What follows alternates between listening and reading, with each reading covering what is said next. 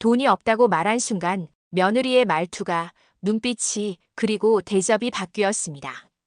평생을 가족이라 믿었던 사람에게 손 내밀었던 그날 이후 저는 짐이 되었습니다.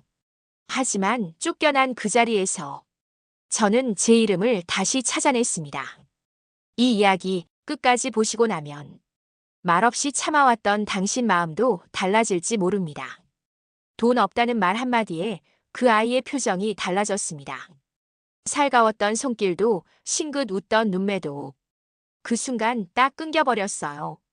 마치 기다리고 있었던 것처럼 내 말 끝에 침묵만 가득했죠. 안녕하세요. 저는 올해 72입니다.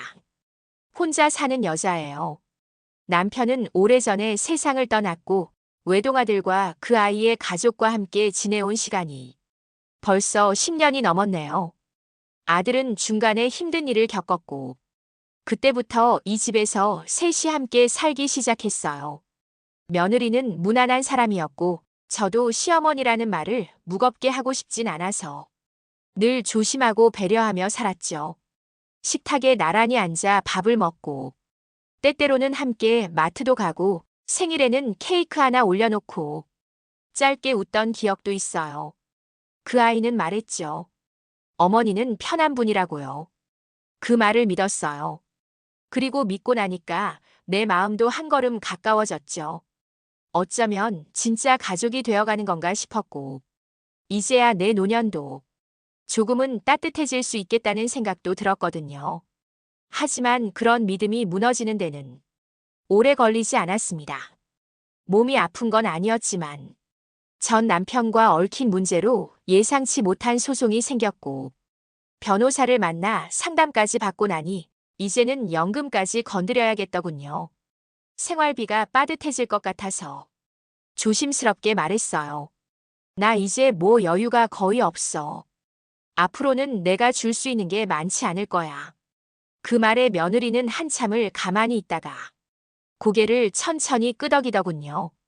그 표정이 지금도 잊히질 않아요. 마치 그럴 줄 알았어 같은 느낌이었죠. 그날 이후 식탁 위의 공기가 달라졌어요. 말은 그대로였지만 말투가 바뀌었고 차려진 음식이 달라졌고 가끔은 아예 자취를 감추기도 했죠. 그 전까지는 따뜻하게 데운 국이었는데 이제는 찬국 한 그릇이 전부였어요. 아들이 퇴근하면 어색한 눈빛으로 방으로 들어가고 며느리는 내 방 문 앞에서 조용히 걷기만 했습니다. 마음이 조급해졌어요. 내가 뭘 잘못했나? 혹시 말을 세게 했나? 하루 종일 머릿속으로 복귀했죠. 근데 아무리 생각해도 나는 그냥 내 상황을 설명했을 뿐이었어요. 며느리는 그날 이후 내게 말 한마디도 꺼내지 않았어요. 대신 식탁 위에 메모 하나를 남겼더군요. 어머니, 저녁은 각자 챙기는 걸로 할게요. 요즘 몸이 피곤해서요. 피곤한 건 나였는데 지금 아픈 것도 나인데 이 집에서 불편한 사람은 결국 나 하나뿐이라는 걸 그제야 깨달았죠. 나는 그날 밤 조용히 전등을 끄고 불도 냉장고도 마음도 모두 꺼버렸습니다. 사람 마음은 참 묘했어요. 같이 살던 사람이 웃지 않는다는 걸 나는 밥솥에서 먼저 느꼈습니다. 숟가락 소리도 조용했고 찬장이 닫히는 소리도 날카로웠죠. 며느리는 아무 말도 하지 않았어요. 하지만 그 침묵은 눈빛보다 더 차가웠습니다. 말을 안 해도 알겠더군요. 이 집에서 나라는 존재가 이제는 불편하다는 걸. 며칠 전 남편과 관련된 통보가 왔습니다. 10년 넘게 소식 없던 이름이 서류 한 장에 다시 나타났고 법적으로 연관된 채무 문제로 변호사를 만나게 되었죠. 마음이 무너졌어요. 겨우 모아둔 연금이 그 일에 쓰일 줄은 몰랐거든요. 해지 신청서를 쓰는 손이 떨렸고 적금도 그날로 정리됐습니다. 이제는 남은 게 별로 없었어요. 살아갈 날이 더 짧은 나이긴 해도 그 안에 뭐라도 남겨주고 싶었던 마음조차 이제는 사치처럼 느껴졌습니다. 며느리에게 조심스럽게 말했어요. 이런 일이 생겼고 이제 생활비는 좀 줄이게 될 것 같다고. 그 말에 며느리는 대답하지 않았어요. 그냥 고개만 끄덕였죠. 그 이후로는 묘하게 시선이 어긋나기 시작했어요. 아들이 퇴근한 저녁 방 안에서 들리는 낮은 목소리에 나는 괜히 발걸음을 멈췄고 부엌에서 두 사람이 나누던 말이 문틈으로 흘러나왔습니다. 며느리는 조용히 말하더군요. 이제 정말 아무것도 없대요.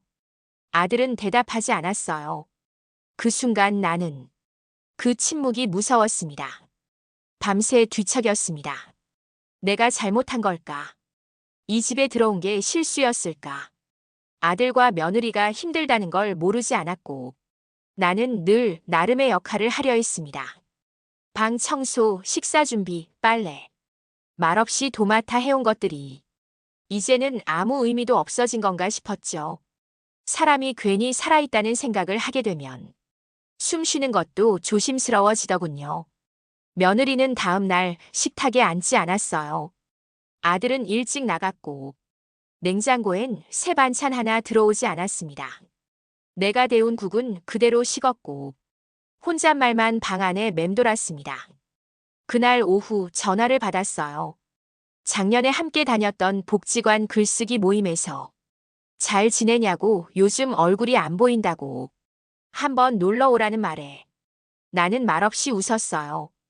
아무렇지 않은 척 했지만 그 전화가 나를 붙들었습니다. 이 집에는 나를 찾는 사람이 없었으니까요. 오히려 며느리의 눈빛은 나를 조용히 내보내고 있었고 아들은 외면하고 있었으니까요. 그날 밤 나는 작은 수첩을 꺼냈습니다. 연락처 하나, 주소 하나 적어두고 오래전 친구가 알려준 작은 마을 이름을 떠올렸습니다. 누군가를 피하려는 게 아니라 이젠 나를 지켜야 한다는 생각이 들었거든요. 나는 이 집에서 방 하나 빌린 사람일 뿐이었고 돈 없다는 말 한마디에 모든 관계가 정리될 수 있다는 걸 그제야 알게 되었어요. 그리고 다음 날 아들이 조심스럽게 내 방 문을 두드렸습니다. 어머니, 잠깐 이야기 좀 할 수 있을까요? 아들이 그렇게 말하며 내 방 앞에 섰습니다. 등 뒤로 며느리의 그림자가 보였고 나는 그제야 눈치챘어요. 이 대화가 의논이 아니라 통보라는 걸요. 아들은 눈을 마주치지 않았습니다. 나직한 목소리로 말했어요. 며느리가 요즘 힘들어하고 있다고. 아무래도 집안 분위기도 무겁고 서로를 위해 떨어져 있는 게 좋을 것 같다고요. 나는 고개를 끄덕였어요. 한마디 변명도 해명도 내 입에선 나오지 않았습니다. 그 아이가 하고 싶은 말을 이미 나는 다 들어버렸으니까요. 며느리는 그 말이 끝나자 조용히 방으로 들어갔고 아들은 내 눈치를 보며 서랍에서 무언가를 꺼냈습니다. 통장 잔액을 확인하는 습관이 남아 있었겠죠. 나는 아들에게 묻지 않았어요. 가야 한다면 가면 되니까. 이 집에서 내가 해야 할 역할은 이미 다 끝났다는 걸 며느리의 침묵이 알려주었으니까요. 그날 밤 나는 가방을 꺼냈습니다. 몇 개 안 되는 옷까지 작은 화장품, 가끔 써내려가던 노트와 펜, 그리고 오래전부터 넣어둔 작은 수첩 하나. 수첩 속엔 복지관에서 알게 된 동네 친구의 주소가 있었고 그 아래엔 작은 마을 쉼터라는 문구가 적혀 있었어요. 누군가에게는 낯선 공간이겠지만 지금의 나에겐 마지막 도착지 같았죠. 다음 날 아침 나는 부엌으로 향했어요. 한 끼라도 차려두고 나가고 싶었거든요. 마지막까지 누군가의 짐이 아니라 사람으로 남고 싶었습니다. 하지만 싱크대 위엔 비워진 밥솥과 텅 빈 반찬통만 놓여 있었어요. 며느리는 나오지 않았고 아들도 출근 준비를 하며 평소보다 말이 적었죠. 나는 작게 인사했어요. 잘 지내라고 건강하라고. 아들은 고개를 끄덕였고 며느리는 뒤를 돌아보지 않았습니다. 현관문을 나설 때 나는 뒤를 한 번도 돌아보지 않았습니다. 그 집에는 내 마음도 내 이름도 더는 남아있지 않았으니까요. 길에 나와서야 바람이 분다는 걸 느꼈어요. 이마에 닿는 햇살이 유난히 따가웠고 가슴 안에서 뭔가 꺼져가는 듯한 느낌이 들었습니다. 하지만 이상했어요. 눈물이 나지 않았거든요. 나는 그제야 깨달았어요. 슬퍼할 힘조차 남지 않은 사람은 그냥 조용히 걷는다는 걸요. 작은 버스 정류장에 앉아 지도를 꺼냈습니다. 그곳까지는 3번 환승이 필요했지만 지금은 어디든 괜찮았어요. 누가 나를 기다리지 않아도 나는 스스로 가볼 수 있으니까요. 버스가 도착했을 때 나는 주저하지 않았습니다. 지금 떠나지 않으면 영영 나란 사람은 사라질 것 같았거든요. 그날 나는 나를 찾아 떠났습니다. 그 아이는 내게 말하지 않았습니다. 그 대신 문 뒤에서 말하더군요.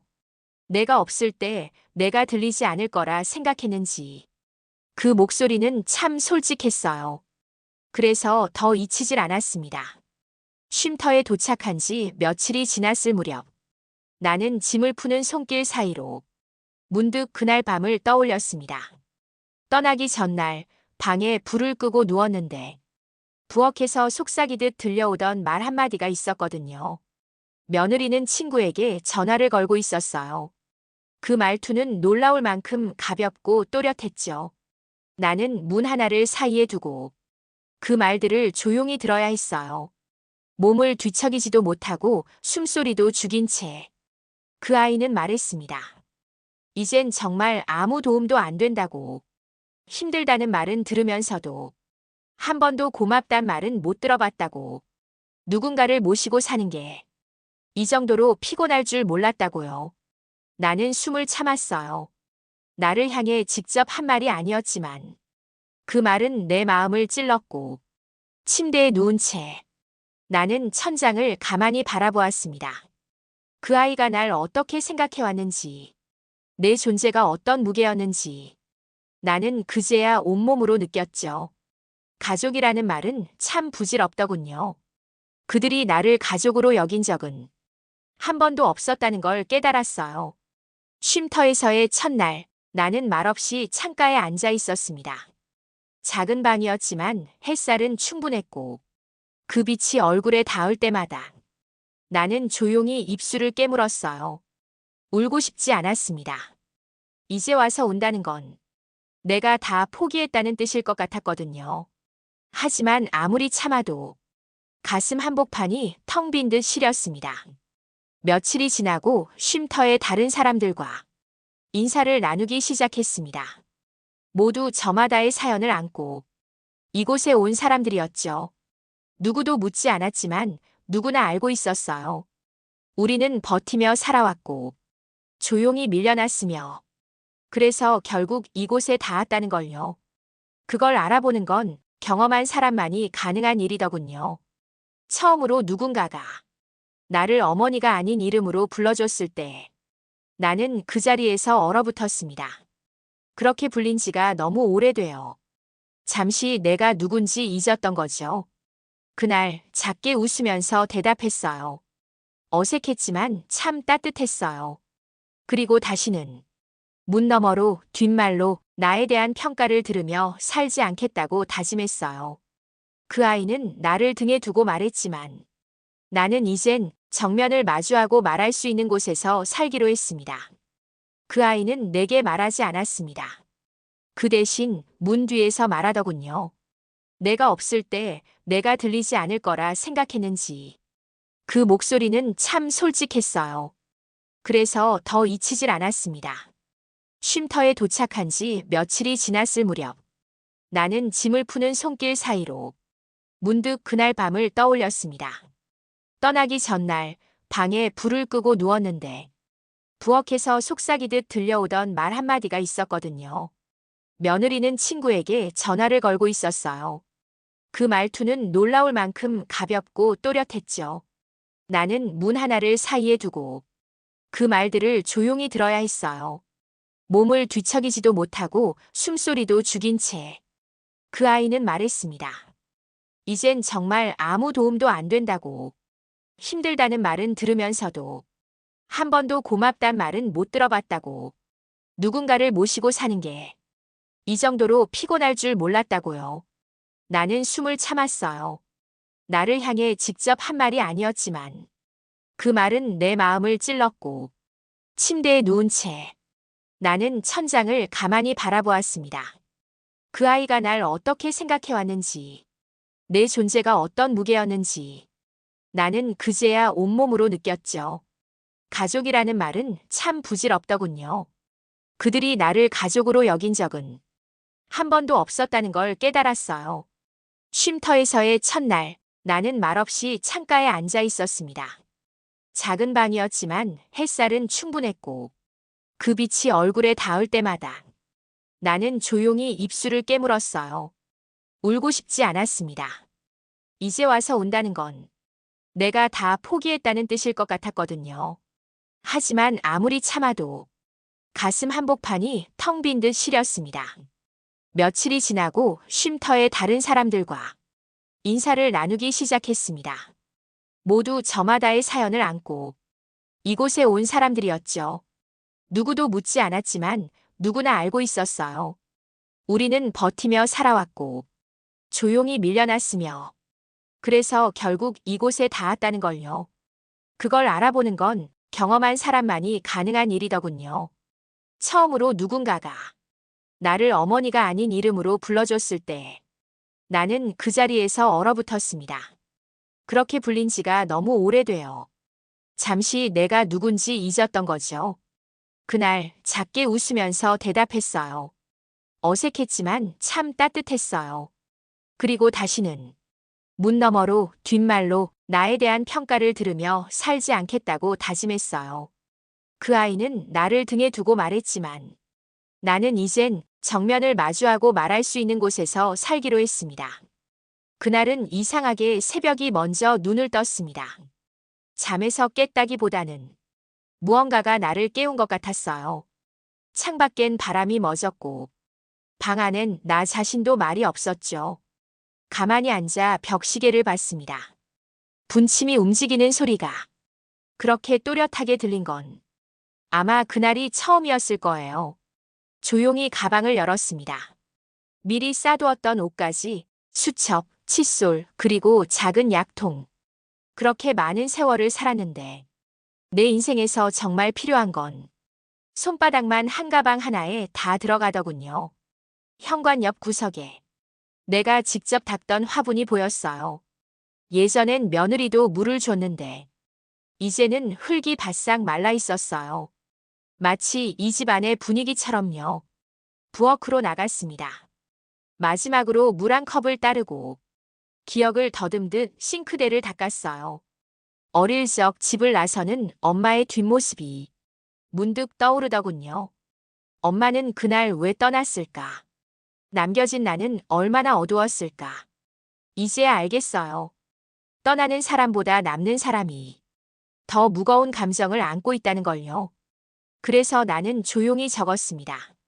고맙다는 말 대신 잘 지내라는 문장 하나. 그걸 냉장고에 붙이고 가만히 신발을 꺼냈죠. 문을 열고 나왔을 때 아직 세상은 깨어있지 않았습니다. 햇살도 사람도 심지어 바람조차 조용했죠. 그 침묵이 오히려 나를 위로했어요. 버스 정류장까지 천천히 걸었습니다. 그 길은 처음 들어왔던 날과 똑같았지만 느낌은 전혀 달랐어요. 그땐 이 집에서 잘 살아야 한다는 무거운 다짐만 있었거든요. 이젠 마음이 가볍진 않았지만 적어도 끝이라는 걸 알고 있었기에 나는 내 걸음에 힘을 실을 수 있었어요. 이유를 묻는 사람도 말을 붙이는 사람도 없었어요. 버스가 와서 문을 열었고 나는 주저하지 않고 탔어요. 좌석에 앉자마자 창밖을 봤고 내가 살던 그 집이 점점 멀어지는 걸 조용히 지켜봤습니다. 가슴이 뻐근했지만 울지 않았어요. 어쩌면 이별이 아니라 내 삶을 다시 시작하는 장면이라서 눈물은 오히려 사치처럼 느껴졌죠. 마을 쉼터까지 가는 길은 길었어요. 몇 번의 갈아타기와 고요한 기다림이 이어졌지만 이젠 내게 아무도 기다리라는 말조차 하지 않으니까요. 그 자유는 낯설었고 그 낯설문 곳 해방이 되었습니다. 나는 그렇게 내가 나를 데리고 떠났습니다. 그날은 이상하게 새벽이 먼저 눈을 떴습니다. 잠에서 깼다기보다는 무언가가 나를 깨운 것 같았어요. 창밖엔 바람이 멎었고 방 안엔 나 자신도 말이 없었죠. 가만히 앉아 벽시계를 봤습니다. 분침이 움직이는 소리가 그렇게 또렷하게 들린 건 아마 그날이 처음이었을 거예요. 조용히 가방을 열었습니다. 미리 싸두었던 옷까지, 수첩, 칫솔, 그리고 작은 약통. 그렇게 많은 세월을 살았는데 내 인생에서 정말 필요한 건 손바닥만 한 가방 하나에 다 들어가더군요. 현관 옆 구석에 내가 직접 닦던 화분이 보였어요. 예전엔 며느리도 물을 줬는데 이제는 흙이 바싹 말라 있었어요. 마치 이 집안의 분위기처럼요. 부엌으로 나갔습니다. 마지막으로 물 한 컵을 따르고 기억을 더듬듯 싱크대를 닦았어요. 어릴 적 집을 나서는 엄마의 뒷모습이 문득 떠오르더군요. 엄마는 그날 왜 떠났을까? 남겨진 나는 얼마나 어두웠을까? 이제야 알겠어요. 떠나는 사람보다 남는 사람이 더 무거운 감정을 안고 있다는 걸요. 그래서 나는 조용히 적었습니다. 고맙다는 말 대신 잘 지내라는 문장 하나. 그걸 냉장고에 붙이고 가만히 신발을 꺼냈죠. 문을 열고 나왔을 때 아직 세상은 깨어있지 않았습니다. 햇살도 사람도 심지어 바람조차 조용했죠. 그 침묵이 오히려 나를 위로했어요. 버스 정류장까지 천천히 걸었습니다. 그 길은 처음 들어왔던 날과 똑같았지만 느낌은 전혀 달랐어요. 그땐 이 집에서 잘 살아야 한다는 무거운 다짐만 있었거든요.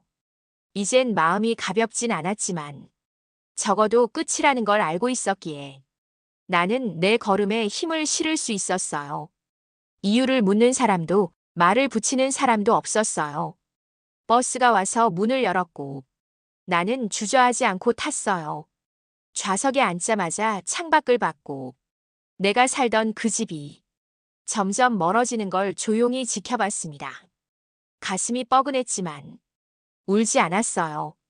어쩌면 이별이 아니라 내 삶을 다시 시작하는 장면이라서 눈물은 오히려 사치처럼 느껴졌죠. 마을 쉼터까지 가는 길은 길었어요. 몇 번의 갈아타기와 고요한 기다림이 이어졌지만 이젠 내게 아무도 기다리라는 말조차 하지 않으니까요. 그 자유는 낯설었고 그 낯설문 곳 해방이 되었습니다. 나는 그렇게 내가 나를 데리고 떠났습니다. 그 아이들이 날 내보냈을 땐 이렇게까지 조용히 살게 될 줄은 몰랐을 겁니다.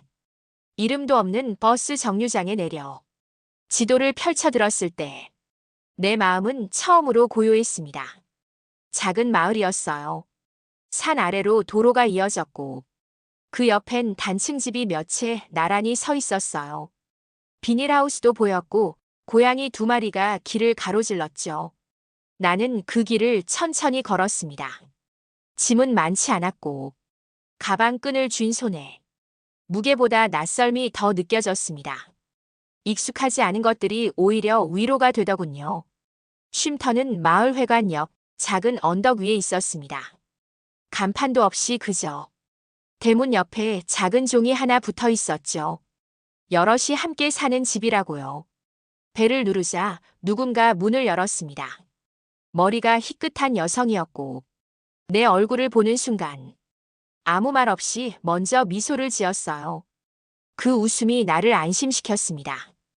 안으로 들어서니 구석마다 꽃병이 있었고 식탁 위엔 간단한 아침 식사 흔적이 남아 있었어요. 묘하게 따뜻하고 그 따뜻함이 처음부터 나를 받아들이는 느낌이었죠. 방은 아주 작았어요. 창 하나, 침대 하나, 책상 하나. 하지만 나는 그 안에서 다시 숨을 쉬게 됐습니다. 누구 눈치도 기대도 계산도 없는 공간. 며칠이 지나면서 나는 조금씩 낯선 얼굴들과 마주 앉았습니다. 이름도 나이도 묻지 않았고 그저 커피 한 잔을 사이에 두고 아무 일도 없던 듯 대화를 나누었죠. 어떤 이는 손목에 흉터가 있었고, 어떤 이는 발음이 어눌했으며, 또 어떤 이는 아무 말도 하지 않았습니다. 그걸 이상하게 생각하지 않았어요. 다들 뭔가를 지나왔다는 것만으로 이미 같은 편이었으니까요. 우리는 서로의 흠을 보지 않았고, 그 대신 하루를 무사히 건넌 것에 집중했습니다. 어느 날 아침, 쉼터 대표라는 여성이 내게 물었어요. 할 줄 아는 게 있냐고요. 나는 한참을 망설이다. 글을 조금 써본 적 있다고 말했죠.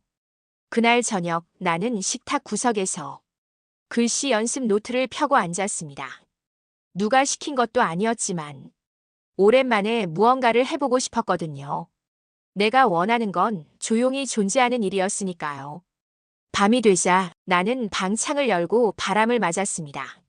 멀리서 벌레 소리가 들리고 마당 어귀에 고양이가 한 마리 앉아 있었죠. 세상에서 버림받은 줄 알았는데 이곳은 아무도 나를 몰아내지 않았습니다. 나는 그제야 깨달았어요. 돈이 없어도 기대할 사람 없어도 사람이 사람으로 살 수 있는 자리가 있다는 걸요. 그 집을 떠나지 않았다면 나는 이런 평화를 모른 채 살았을 겁니다. 며느리의 얼굴이 떠올랐습니다. 하지만 이상하게 이제는 분노보다 담담함이 먼저였어요. 그 아이는 나를 통해 뭘 원했는지 이제는 굳이 이해하려 하지 않아도 괜찮았습니다. 나는 그날 가장 조용하게 가장 정확한 방식으로 나를 구해냈습니다. 가장 먼저 나를 이름으로 불러준 건 이곳 사람들 중 한 명이었습니다. 그 순간 나는 정말 오랜만에 사람이 된 것 같았어요. 어느 날 아침이었어요. 글쓰기 모임이 있다는 안내문이 식탁 한켠에 놓여 있었습니다. 누가 적어놨는지는 몰랐지만 어쩐지 나를 부르는 느낌이었어요. 종이와 펜을 챙겨 작은 방에 들어갔고 그곳엔 4명 정도가 말없이 앉아 있었어요. 우리는 아무 말 없이 노트를 펴고 한 줄 한 줄 써내려가기 시작했습니다. 나는 첫 줄에 이렇게 썼어요. 나는 다시 이름을 배우는 중입니다. 그 말을 쓰자 손이 멈추지 않았고 마음도 점점 풀렸습니다. 글을 쓰며 울었던 건 그날이 처음이었어요.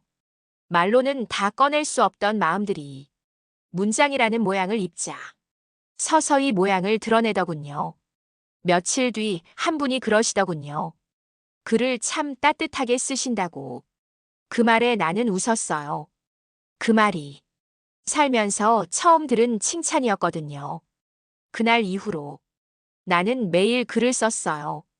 어릴 적 기억, 엄마의 옷자락, 식탁 위에서 혼자 먹던 밥까지 잊은 줄 알았던 장면들이 조용히 떠올랐고 그 장면 속에 나는 생각보다 오랫동안 울고 있더군요.